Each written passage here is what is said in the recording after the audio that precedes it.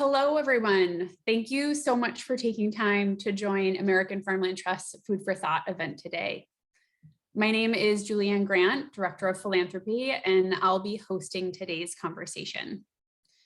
Food for Thought is intended to offer AFT members and other curious minds quality information and ways to stay connected to the projects, research, and opportunities AFT is advancing. Today, we're working with Ink Factory to illustrate our conversation, helping you visualize the land, practices, and people AFT collaborates with and advocates for. I'd like to welcome Emma Wimberly, our artist behind the screen. Emma will be synthesizing our words into images and texts that visually capture key concepts and themes. And fun fact, Emma has family farming in Nebraska. A few brief housekeeping items. We will use the chat feature for questions and we'll get to them in our Q&A at the end. Some of you submitted questions at the time of registration, and again, we'll pull from those during our Q&A. If we don't get to your question, AFT staff will do so in personal follow-up after today's conversation. This is a learning opportunity for all of us. AFT does not have all the answers to the topic we'll be discussing today, so we do really look forward to listening and learning with you all. We'll be hearing different experiences and perspectives, some of which may be new, so I'll just remind everyone that this is a space for curiosity, learning, and respect. Thank you again for joining us, and let's dig in. Some of you are old friends of AFT and others are newer to our organization. American Farmland Trust has been bringing agriculture and environmental conservation together since 1980. We take a holistic approach to fulfilling our mission to save the land that sustains us by protecting farm and ranch land from development and conversion, promoting climate smart farming practices, and keeping farmers on the land. AFT works from kitchen tables to the corridors of state houses at Congress. We craft practical solutions that are effective for farmers and communities. We use research, on-the-ground programs, advocacy, and communications to magnify their impact. Today, we will focus on people, on farmers. Our topic, Bridging the Gap, will look at how we support women farmers, Black, Indigenous, farmers of color, lesbian, gay, bisexual, transgender, and queer farmers.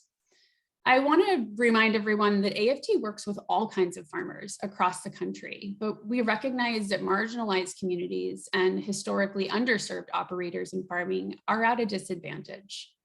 Our goal is to shed light on the need to support and encourage diversity in farming.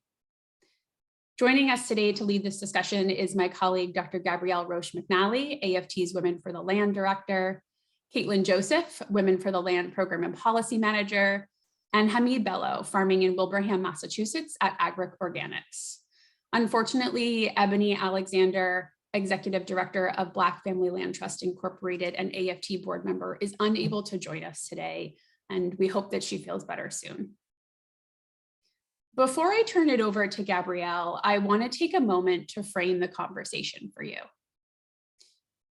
In 2019, the US had a reported 897 million acres of agricultural land. Who owns this land and who farms it?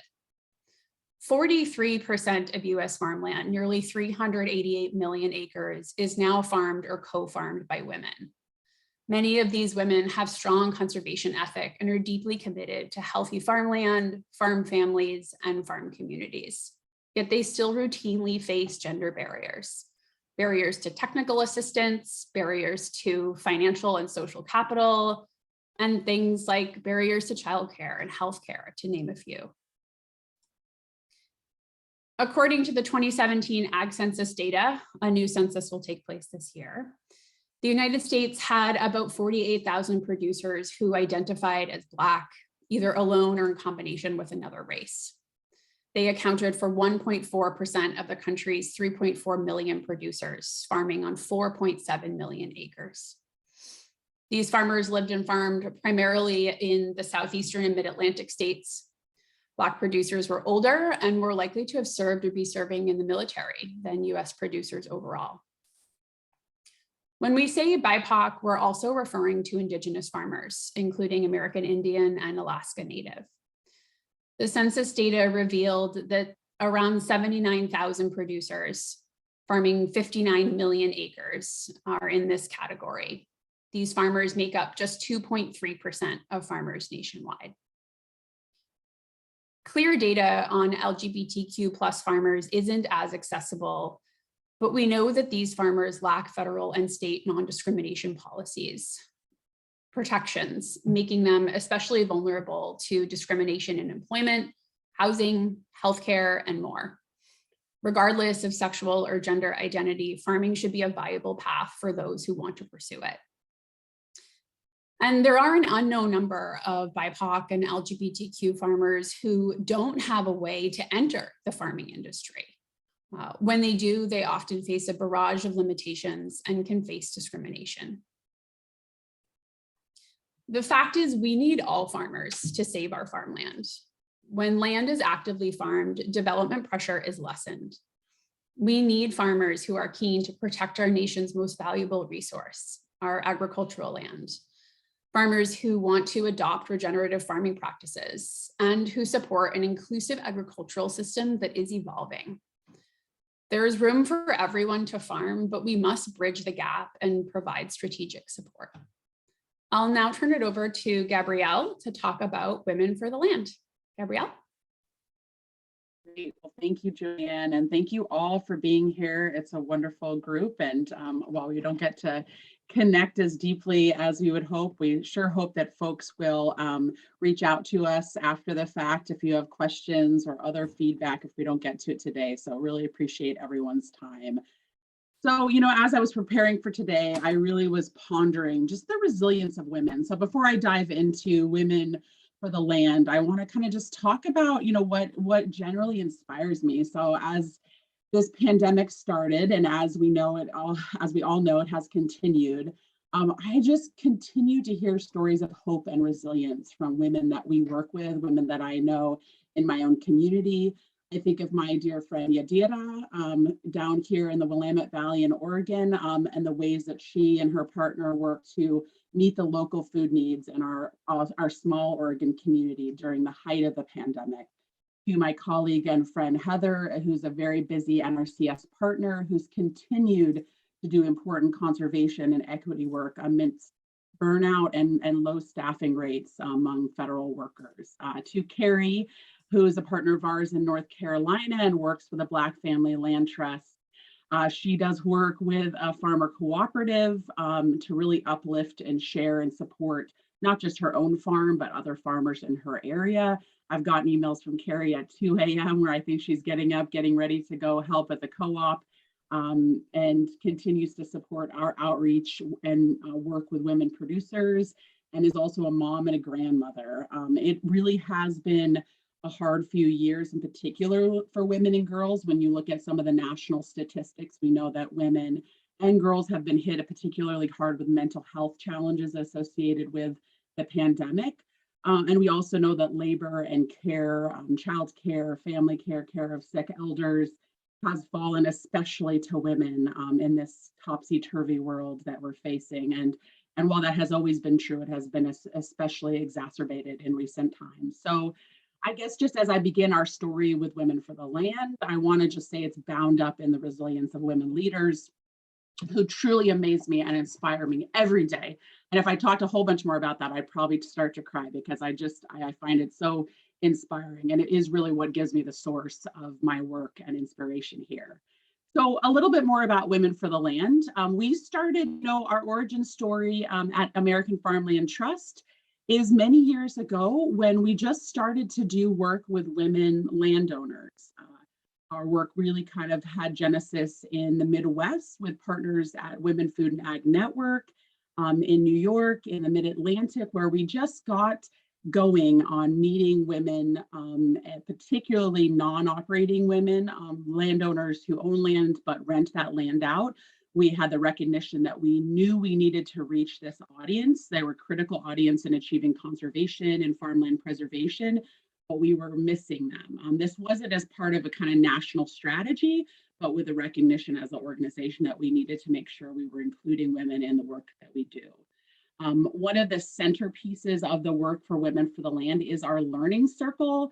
The Learning Circle is really, without going into my 2-day training on it, it's really a non-hierarchical peer-to-peer learning space where we connect women, not just to us and to one another, but really also to resource providers. But they're set up in such a way as we kind of encourage everyone sort of tapping into their local, their expert knowledge. I'm sure, as Hamid will share with you later, his knowledge on his farm. We try to do that with the women that we work with and bring resource providers, technical, financial, other resources to support their success, but really activating a network that supports and activates the knowledge that women have and helps them get more connected.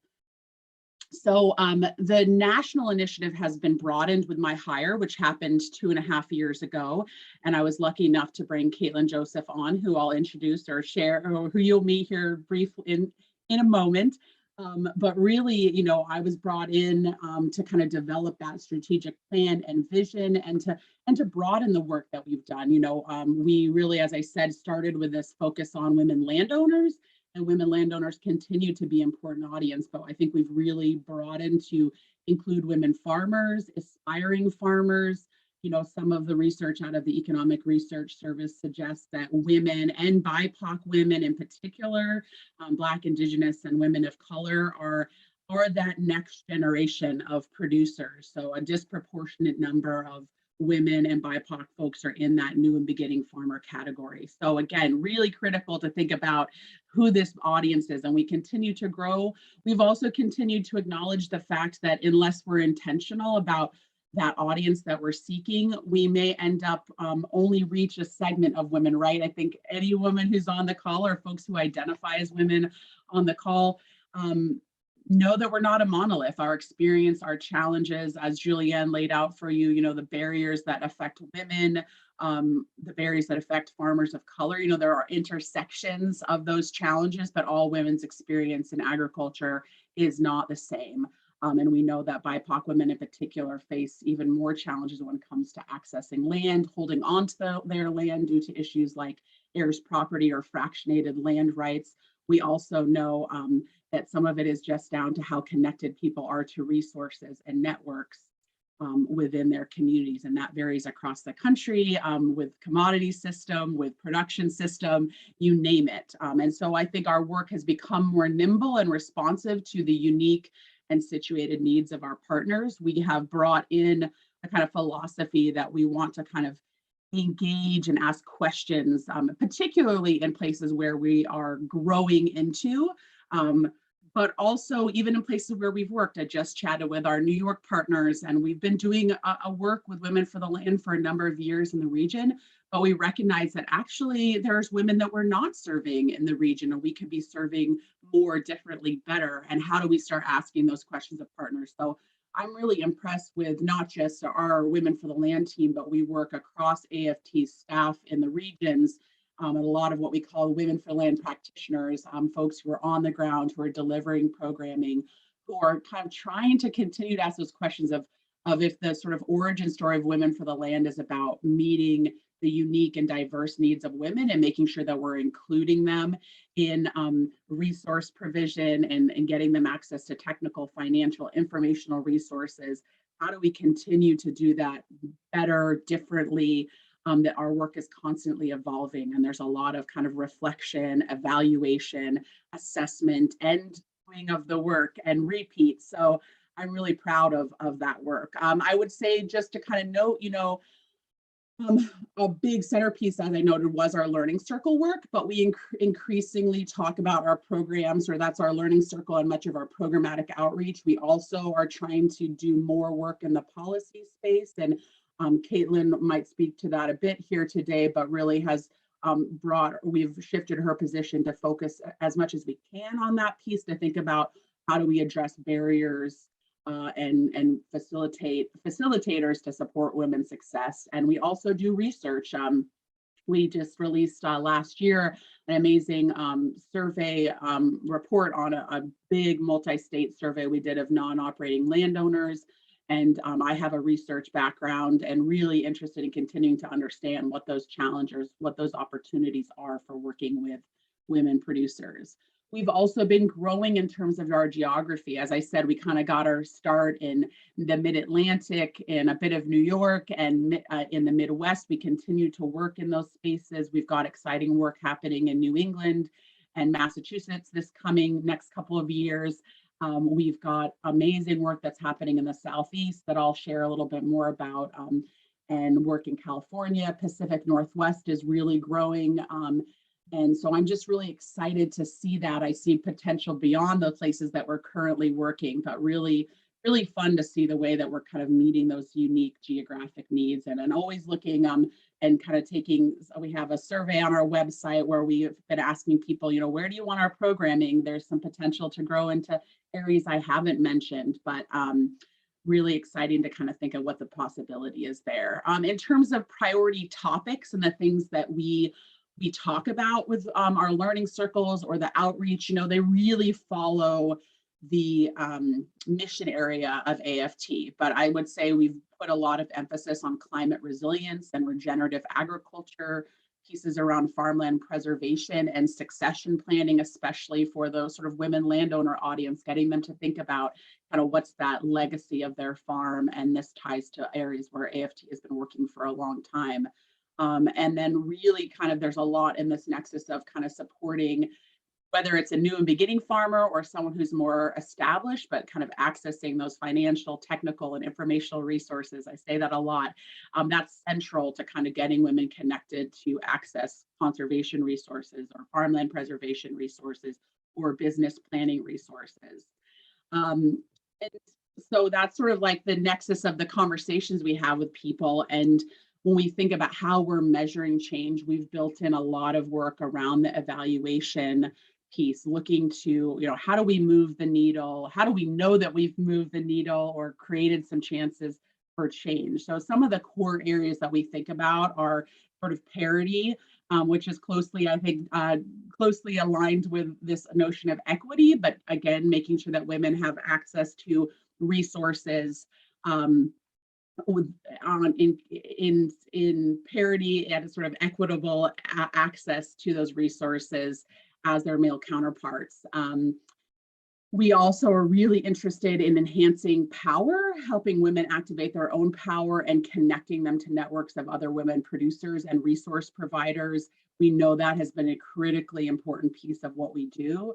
We're also focused on creating real resilience, and that might be community and farm level resilience, both tied to economic factors as well as, of course, environmental factors, climate resilience. And we see all those things intersected if we can support women producers in the success of their farms and adopting conservation practices that has a ripple effect on water quality, on soil health, and on the health of our communities. And then more broadly, we're interested in kind of increasing the visibility of all women in agriculture. So that's sort of, in the nutshell of kind of who we are and what we do. For those of you who aren't familiar with Women for the Land, I'm sure that there's lots more that I could share, but I hope that gives you a bit of a snapshot of kind of where we're coming from. And I wanted to just kind of highlight, some work that we're doing to kind of broaden the inclusivity of our work. So as I mentioned, I think as we got our foothold in working with women landowners, as we've kind of grown into reaching women farmers, new and beginning farmers, we've recognized that need to reach a more diverse audience. So that includes, folks who are non-binary, who are queer identifying, women of farmers, women of color farmers, and recognizing that the needs and challenges of those groups are not the same.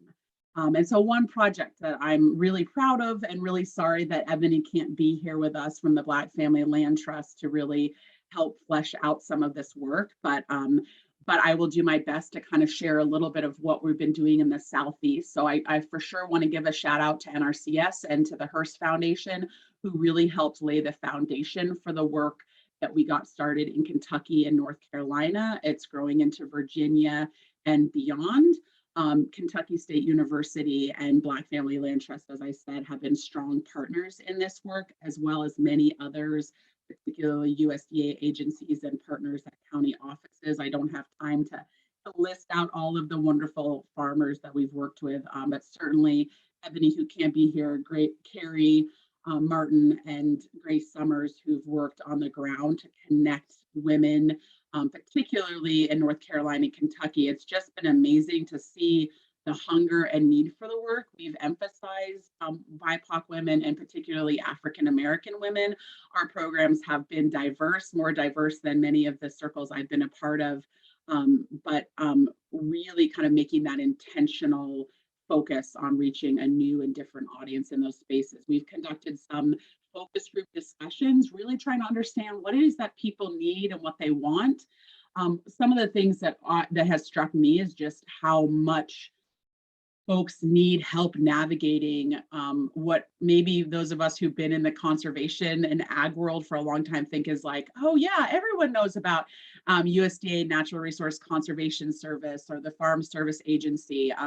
Many of our producers just want to know where to get started, how to get a farm ID. Maybe they have that, but maybe they have land they own in partnership with their family, and they're trying to think, how do we get the family back to the land and develop unique and diverse enterprises to keep the family here, maybe to resolve issues around heirs property, and that fractionated land ownership I mentioned, which Ebony would have talked to you much more about in much more eloquence than me, but really thinking about in particular how much that affects low-income producers as well as farmers of color and African Americans in particular in the Southeast, and how we're sort of this focus on sort of wanting to keep the family unit, that farmland in working farmland preserved, but also actively manage and producing a diversity of products, so that we can kind of keep folks on the land. So we've had so many wonderful conversations with folks who are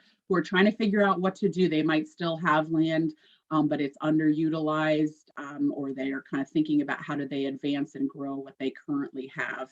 And I'm just thinking of some of the work that we've done.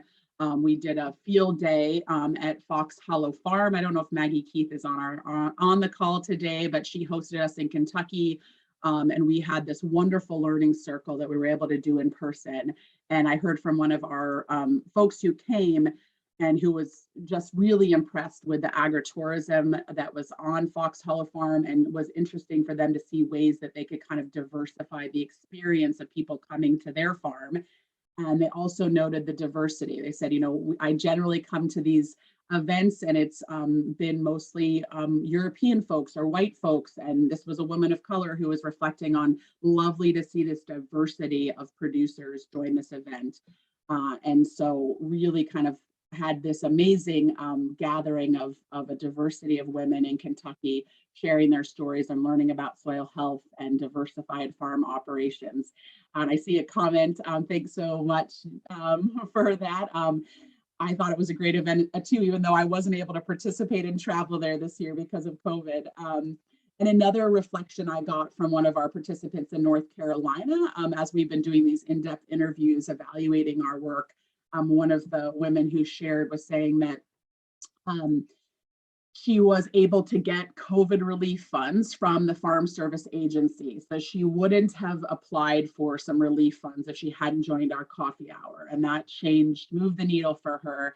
And that same woman said she also got connected to Natural Resources Conservation Service and was able to apply for a grant to improve the irrigation on her farm. So again, she felt like if she hadn't joined that circle and connected with the resource providers, she wouldn't have been able to do those things. So anyhow, I'm going to stop chatting myself and invite Caitlin, my partner, I would say in crime, but let's say partner in productivity and resilience, to share a little bit about the work she does. And I've asked her specifically to reflect a little bit on the work that we're doing to reach BIPOC communities in California, and really just what we're learning as we reach out to a more diverse constellation of women in agriculture. I've asked her to kind of center the conversation in California, which is where she's based, but some of our reflections might bleed out into some other regional or sort of national reflections. So Caitlin, please introduce yourself and share a little bit.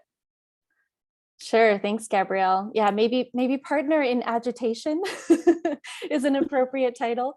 Yeah, I think so much of what you have said from our national work and our regional work definitely resonates in California. I think, we have a long way to go, and we are learning a lot in terms of broadening the tent of who we reach, and who feels included, and a sense of belonging in the events that we're creating and the networks that we're creating. But I feel really proud of the meaningful movement we have made in that direction just in the last 2 years. We recently did kind of a full analysis of the last 2 years of our programming. And as Gabrielle mentioned, really, integrated some more evaluation metrics and really streamlined that process, including collecting demographics information from people as part of our exit survey. So at least, you can't, move what you aren't measuring, right? So I think that's been a real step forward for us, is just being able to understand and track who we are reaching in a number of different ways, their racial and ethnic background, their gender identity, their relationship to land. And as Gabrielle mentioned, really have been seeing progress in terms of the diversity of that relationship. So we've had, I would say, the majority of the folks that participated in the last 2 years in California were folks that were owner operators or operators. So the landowners were actually a smaller percentage of who we actually engaged in our circles the last 2 years. But that's not to say that we didn't have a strong impact with our landowners as well. We did get a new easement going in the Central Valley with a woman who participated in one of our learning circles, which was really fantastic, kind of showing of success of what these learning circles can do, and the really tangible impact on land. But we also saw that closer to half of who we engaged were white women in the last 2 years. So I'd say that we definitely have made progress in terms of our learning circles reflecting a bit better the diversity of our population in California. And that has been a really intentional move and has entailed us doing a lot of listening. So I think we have learned a lot through that process. Much of the way that we conduct that listening is, focus groups, but also, one-on-one conversations with partners on the ground that are primarily serving at a grassroots scale. I think, with a very small team, we really have to lean on those kinds of partnerships on the ground. And one way we've formalized that moving forward is with the Hoopa Valley tribal community. We have a formal partnership with an amazing organizer, educator, producer named Megan Baldy, who also runs the Klamath Trinity Resource Conservation District, which is the only tribal-led resource conservation district in the state. And it's a great model for, kind of improving the channels of access for tribal communities to kind of be leveraging the types of grants and funding and conservation technical assistance kinds of support that tend to be really difficult to access. So we've been able to host 2 listening sessions with the Hoopa Valley community, one focused on tribal women producers, and another on the service providers that are really poised to be, leveraging their resources and services better to support the tribal community there. So I'd say one of the reflections from that is just the parallels between what women are bringing up in that community and what we hear from, immigrant women farmers in the Central Valley, and, the African-American women farmers that we've been working with in the Southeast. The details are often different, right? So in tribal lands, the land tenure situation structurally is different, but it's still one of the sticking points in terms of conservation program access. So I think we've really found validation for the integrated way that we've been approaching our work, and making sure that we are, even when we have conservation program access as our North Star, that we're really integrating that holistic set of services that address some of those precursor barriers for farmers. There's, Gabrielle kind of spoke to this, but there's somewhat of a hierarchy of needs, that farmers that have been, marginalized in our systems really need to address before they can, be integrated into these really critical supports for farmland capital, land tenure, and conservation support. So, but lots of reasons to be hopeful. I think I'm seeing more kind of integration with partners on the ground, particularly in California. And the policy work that Gabrielle mentioned, is also a ray of hope. We were really excited to recently get a commitment from a California State Assembly member for a Women in Agriculture resolution that we are championing, which is the first in the nation of its kind, and really is a great way for us to highlight the diverse and growing role that women in agriculture are playing in California, but also to kind of provide some education to our lawmakers and to the public about the unique assets that women bring to agriculture as an industry, but also the unique challenges that they're facing that we really need increased focus on as we, implement new changes for climate smart agriculture, farmland protection and whatnot. So, I think the ways that this can serve as a model for the work that we're doing in other regions and just generally kind of contribute to empowering our policy teams across AFT is what really excites me about this work. Gabrielle mentioned we've been doing more to kind of aggregate and build the evidence base around, what women in agriculture are facing in terms of barriers and experiences, but also the assets that they bring, and really creating materials for our team internally within AFT that are working on federal policy, state policy, so that they're empowered with that information to help them make the case for, how to be better considering women and other marginalized farmers as we're working to address systems change towards AFT's mission areas.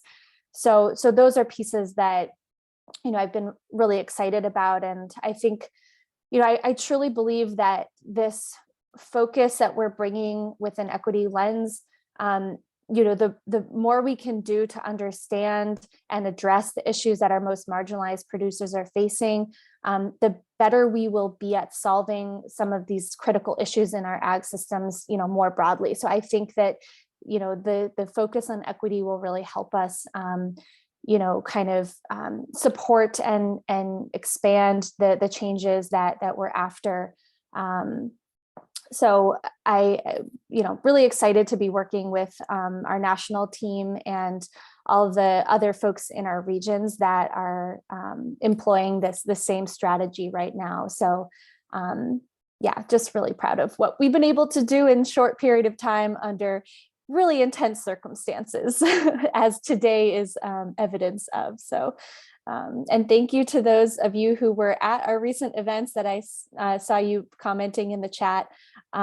It's great to see you a little bit more closely, because I've seen folks in our materials and our photos and in your registration. So thank you for participating in our work. Thanks for that, Caitlin. And I know we're going to wrap up our portion here briefly. I just want to, echo that appreciation for the folks who are on the call who participated in some of our work, some of the staff who've helped deliver this work. Obviously really bummed that Ebony couldn't be here, and hope she feels better. Our team that we've worked with, we really, if it's not clear so far, I'll just say it really clearly, like we wouldn't be able to do the work that we've done in any of these new communities if it weren't for strong partnerships and relationships. And And I think that slow, hard work of building trust and community and collaboration. And so I'm really proud of that intentionality. And like Julianne said in the beginning, you know, we're still learning and growing in this space, making mistakes, figuring out how to reach a broad group. And I think it's just always important to say it's creating a bigger boat, or it's creating a bit bigger space for many women. And what I've seen, another sort of really beautiful evaluation piece from our group in North Carolina was a woman who identifies as a white woman, and she joined a number of our work that was very diverse. And she said she was just so impressed with the connections and the sharing that was happening, given that we know that there's inequality, and what I think a lot of us experience is sort of like tumultuous time where there's feels like we're in culture wars and fighting over a lot of things. That in that moment she was like, wow, we're all in this together. We're sharing, we're growing, we're learning. And yes, people have different challenges and opportunities, but that there's such amazingness when we can kind of come together and learn and break down those barriers for each other, and tap into our own knowledge as women, and share that with one another. So I'm just consistently impressed, and really excited about what comes next. You know, we've got some work with women ranchers and climate resilience in the Northwest, and work with women veterans, which is a new space for us. Really excited to grow that out again in the Northwest, and some really exciting things around soil health in the Mid-Atlantic and in Massachusetts. So I think the world is our oyster, as they say, and really excited to have all of you here in this conversation with us. And please, we're constantly learning and growing, and hope you reach out to us if you want to engage further in our work in whatever capacity suits you. So thanks, and I'm going to pass it to Julianne to move us on in the program. Thank you both. That was so inspiring. I read and hear this information constantly as a staff member, but it's really, it's both inspiring and encouraging. Resilience is something we are all capable of. And so really, thank you for sharing that. In line with people being the focus of today's session, we're delighted to highlight AFT's Brighter Future Fund. A little background: in April of 2020, AFT launched the Farmer Relief Fund to help farmers begin, grow, and sustain farms in the face of forces disrupting the food and agricultural system, specifically the ongoing COVID-19 pandemic, changing markets, severe weather, and climate change. But we knew we had to move beyond relief. Just like Gabrielle and Caitlin shared, AFT wanted to fuel resilience, and the Farmer Relief Fund became the Brighter Future Fund by the fall of 2020. Our approach in this work is built on proven experience and farmer feedback. For several years, AFT has been running a highly impactful regional program offering microgrants to farmers in all 6 New England states. With this experience, and thanks to generous donors and partners, including Tillamook County Creamery Association, Barilla, ButcherBox, Food 52, Olympia Provisions, and Tractor Supply Company, AFT awarded 119 grants up to $5,000 each to farmers across 25 states to help them do everything from acquire and repair necessary infrastructure, purchase seed, or pay for legal services to secure a lease. This year, the Brighter Future Fund grants will help farmers improve farm viability, access, transfer, or permanently protect farmland, or adopt regenerative farming practices. We've just closed applications for the 2022 grant cycle, and to date, we have received over 1,000 applications from farmers in 49 states, Puerto Rico, and the US Virgin Islands. The need stretches far and wide. Our regional leads and project manager have begun reviewing individual applications and anticipate notifying awardees in the coming weeks. It's always a really exciting part of this work. Now, $5,000 may not sound like a lot of money in the grand scheme of farming, but we can assure you that it is. We have found, along with others in this space, that small amounts of money at the right time can make a big difference for a farmer pursuing conservation actions for their operation. This brings me to introduce our last guest, Hamid Bello, owner and operator of Agrix Organics in Wilbraham, Massachusetts, which is near Springfield. Hamid is a past recipient of the Brighter Future Fund. Hamid, welcome. Thank you very much, Ms.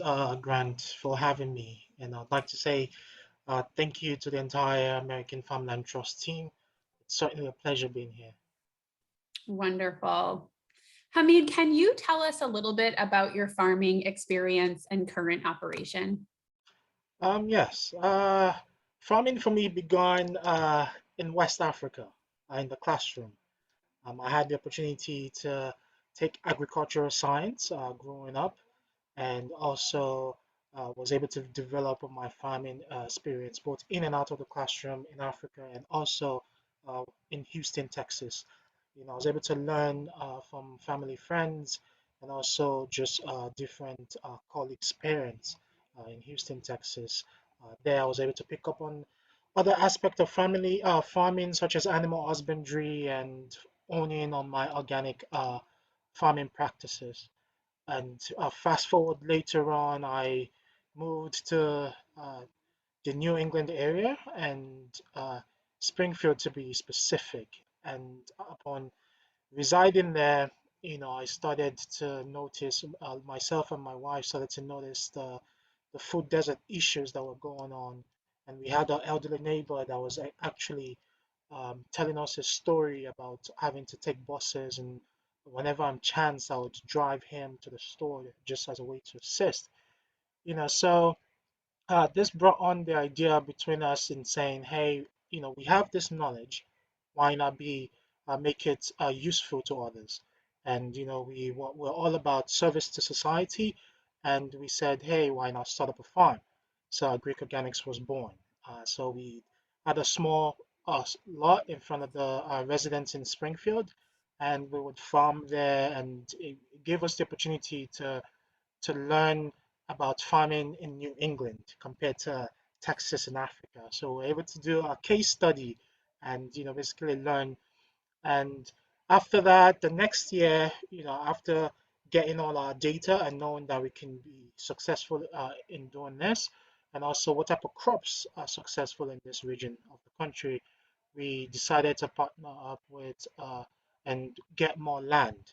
And we reached out to a private school in Springfield. They had the land that was just laying fallow, and we went and developed that land. And this definitely brings to focus the importance of owning your own land and the importance of land ownership. Um, you know, During this process and developing the land and farming the land and putting in different infrastructures and resources, we were kicked off the land mid-COVID. And, so we had a lot of, residents that were enjoying our, organic produce that had to stop. And, we had to cease farming. We entered into a land search for months on hand, and we were able to connect with the Agricultural Commission in Wilbraham that connected us to a farmer that was retiring. And now that's basically our journey that led us to farming now in Wilbraham. That is so interesting. I'm sure you experienced such a difference from Africa and Houston, Texas, once you started farming in the harsh New England conditions. Yes, it's certainly been a learning curve, but it's always fun when you're learning and you know, getting new experiences along the way. So it's been lovely thus far. Very good. Well, I'm glad that you're on a piece of land now and feeling some security with that. Thank you. Hamid, how did you put your Brighter Future Fund grant to work, and how has that project or investment impacted your current operation? For us, the fund came at a very, very crucial time. I believe we received the fund 2020, and we were able to get 4 Caterpillar tunnels from Farmer's Friend. And setting up those tunnels definitely not only extend our season, it also gave us a lot of um, ease of mind when it came even last growing season, and protected us from having to deal with the raining season that we had. Mm. So one thing that was really, really helpful was it minimized our crop loss. So a lot of the crops that were grown outside of the tunnel that we were able to purchase ended up having root rot, and just bolted quickly. However, being able to control the temperature and the water, the irrigation under the tunnel definitely meant that we're able to continue to provide produce for our CSA members. So the fund came in at a crucial time, and also just the small amount of money that we had, you know, helped yield substantial income. So just having the opportunity to be able to get those tunnels at the right time uh, was definitely you know awesome, and will forever be grateful. That's great. Thank you. That is exactly like some of the feedback we've heard, that it's just the combination of the small amount of money at the right time that can really make a pivotal difference. And I'm happy that it was so impactful for you and for your operation. Um, I'm curious, Hamid, is there anything else that you would like to share with our guests today about the impact that a micro grant like this can have on small or medium-sized farmers? You've touched on this a little bit, but as we look to continue to grow these programs and work with contributors to keep them going, is there anything else that you'd like to share with our guests today about your experience? Yeah, so I would just like to say thank you to the entire AFT team, and just having the foresight to put on this such funding. And a fund like that for a small farm like ours definitely helps boost our success in terms of it's certainly been challenging getting access to funding.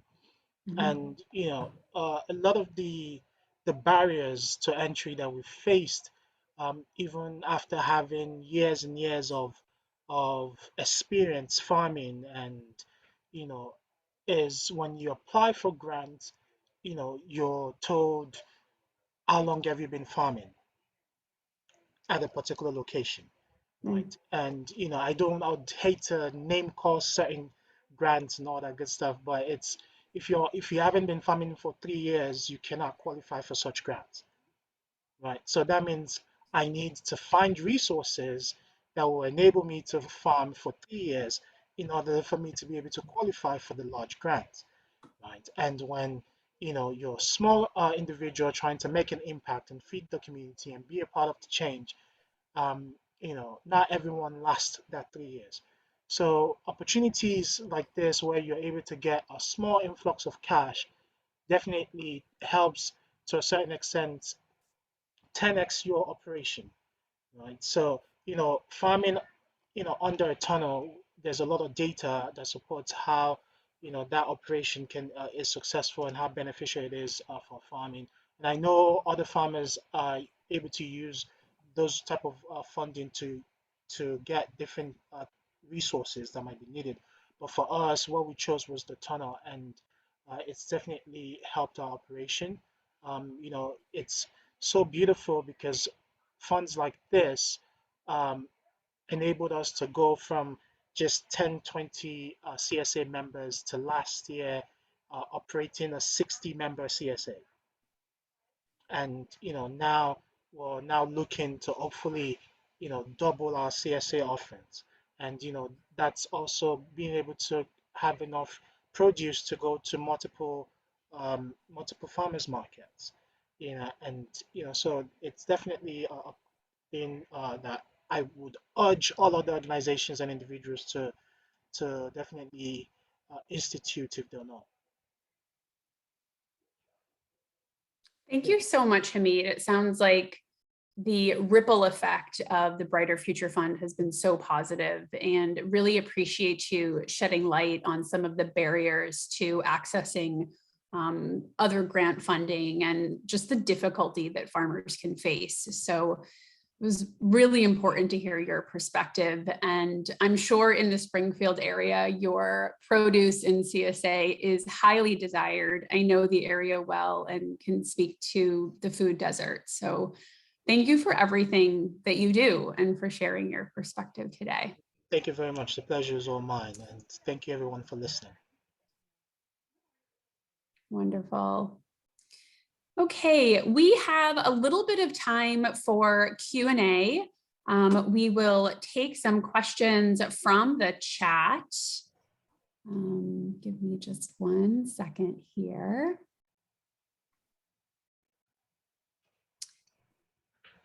Great. Okay, so one question we have for Hamid is, what are you farming in New England versus what were you growing in Texas and Africa? Yeah, in New England, we were focused more on the greens.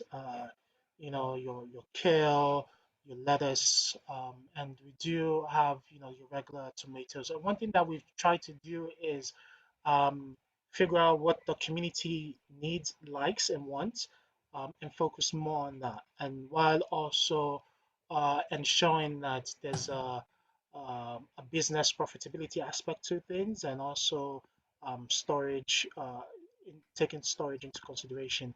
But in Texas, we're also, other than animal husbandry, we were growing a lot of, root vegetables. And the beautiful thing about Texas was also the weather. We had the opportunity to grow year round. So, the crops that we're growing there were endless. And compared to Africa, we're into like growing cassava, corn, cocoa, banana, and a lot of the staple food and stuff like that. That is great. And what a variety.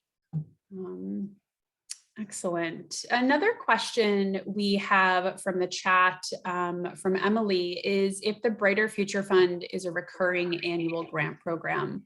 And that's a great question. We want to keep the Brighter Future Fund going. It is supported by contributions from generous members, donors, and corporate partners. But we're committed at AFT to continuing this type of assistance program. We have found both in our work in New England with the New England Farmer Microgrant Program and the Brighter Future Fund that there is just such a need for this type of timely and impactful support. So we do hope to keep it going and make it a recurring annual grant program. Right now, we have just closed applications, as I mentioned, but we're currently fundraising for the next round of microgrants.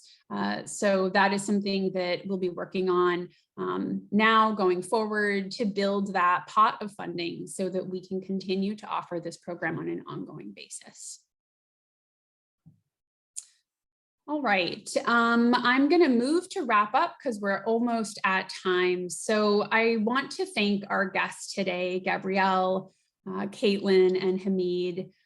It was so great to hear your experience and your perspective on your work. Partnerships are vital to the work that we do at AFT and to the progress that is needed to tackle the urgent challenges that we discussed today. We're so grateful that you all took the time to join us and for all of the ways that you support AFT.